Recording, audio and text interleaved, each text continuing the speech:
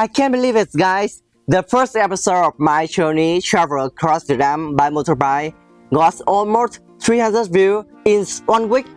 It's just so small to compare to other YouTubers, but as a newbie like me, I'm so happy because that means my video really reach to exact people who really care about travel in Vietnam. And I also saw some people comment that my video is useful for them. So we're gonna come to my next episode, travel across Vietnam. This is my journey travel across the Lost Seas and the Lost West of Vietnam.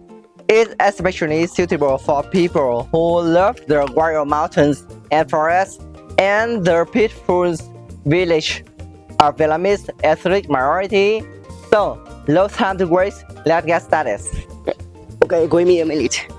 So my starting point is Hà Nội is the capital of Vietnam. Actually, it's nothing much to say about this city because it's kind of noisy and bustling, and crazy traffic, But it's also a great place for you to explore the culture of Vietnam with the diversity of street foods as well as many historical and iconic architecture works of Vietnam. So if you are planning to travel to Vietnam for the first time, I highly recommend you to visit Hà Nội first and spend at least 2 to 3 days there to explore the beautiful of this city. So here is the list of where you should visit and what you should eat in Hà Nội.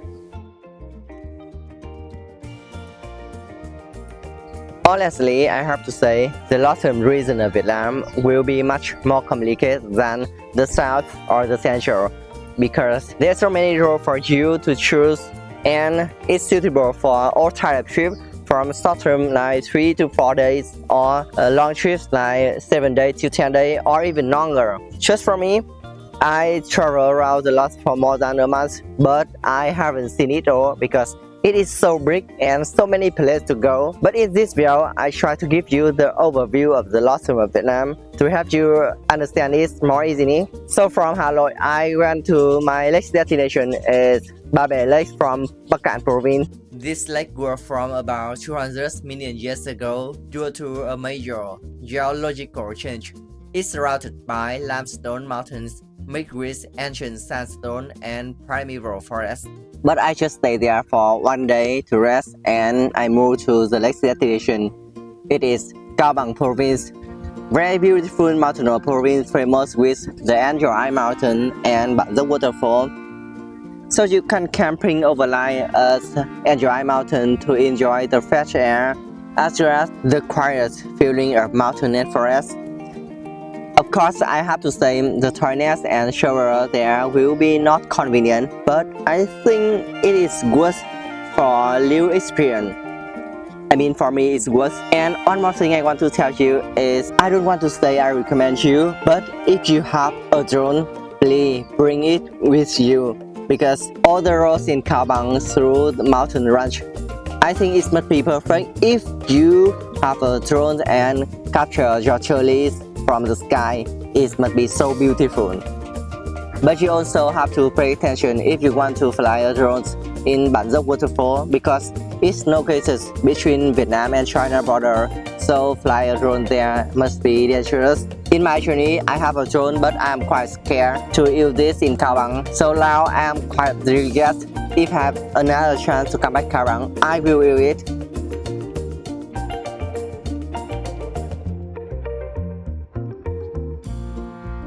After Cao Bang, I drive 200 km to get to Hà Giang province with Hà Giang Loop. No doubt, this province deserves to be the most beautiful place in the northern of Vietnam. Hà Giang also the last destination of my journey, and after that I decided to stay there for 9 months to enjoy the nature, the beautiful of this province, and I promise that it's the best experience of my life till now. From Cao Bang, the first place you will arrive is Mèo Vạc town.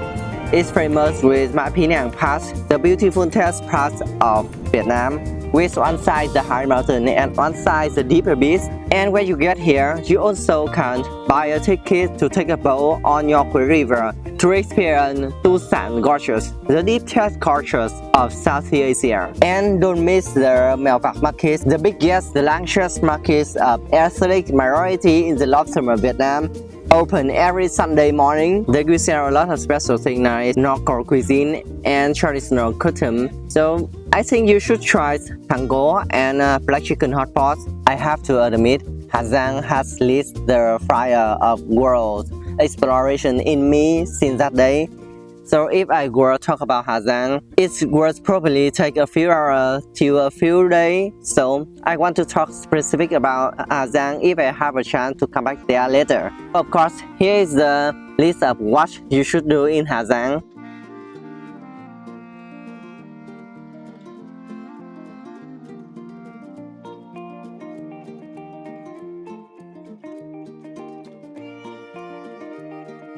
The road from Mèo Vạc town to Giang city is about 150 km, also low as Giang Loop. For the first time I come there in 2021, I was stunned by the beautiful of scenery there. It is also the first time I see how beautiful Vietnam is. From Giang city, I went to the regions of Lao Cai to get to Lao Cai province, which famous with Sapa town. This road will be 100 km longer than going straight from Giang city to Sapa. But why did I choose this road? Because go on that way, you can reach to Phùng village, Simacai and Suito Plateau. They are all beautiful places, especially Phùng village with tourist view in the cloud. And now we are right in Sapa town. A lot of my friends love Sapa because the cool climate and they love the picturesque leisure scenery there.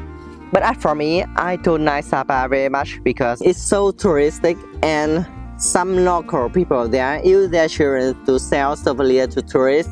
Of course, our government tries so hard to stop this problem, but it still exists till today. And all the food in Sapa has very high price. I mean, just for me, but I can see it's higher than other tourist destinations in the north of Vietnam. But anyway, here is the list of what you should do in Lao Cai province.